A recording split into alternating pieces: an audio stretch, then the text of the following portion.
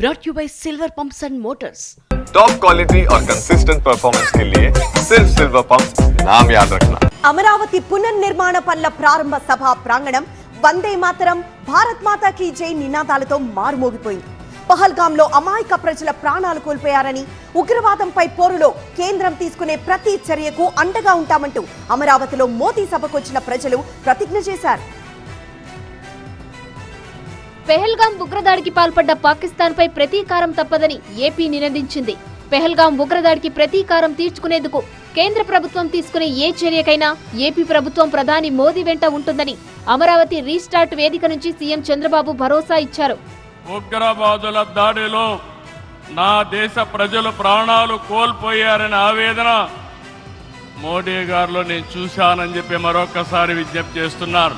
మీ అందరి తరపున వారికి విజ్ఞప్తి చేస్తున్నాను. ఉగ్రవాదాన్ని అణిచివేయడానికి ప్రధాని మోడీ గారికి కేంద్ర ప్రభుత్వం తీసుకునే ప్రతి చర్యకు మీతో పని చేసినందుకు చాలా సంతోషంగా ఉంది.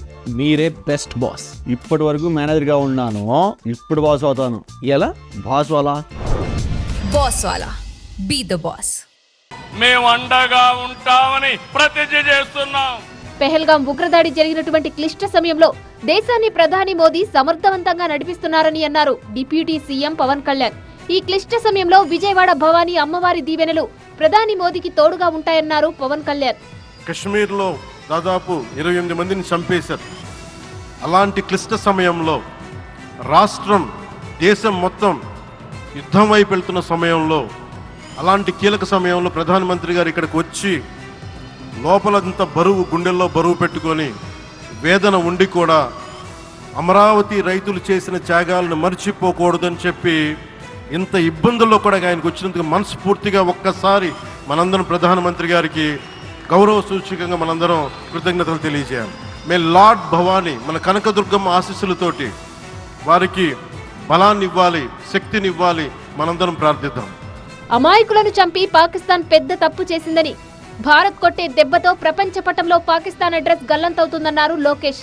ఒక్క పాకిస్తాన్ కాదు, 100 పాకిస్తాన్లు వచ్చినా భారతదేశం నేలపై మొలిచిన గడ్డి కూడా పీకలేరు.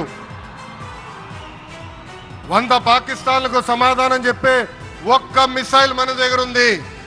ఆ మిసైల్ ఏంటో తెలుసా? నమో గౌరవ ప్రధానమంత్రి నరేంద్ర మోడీ గారు.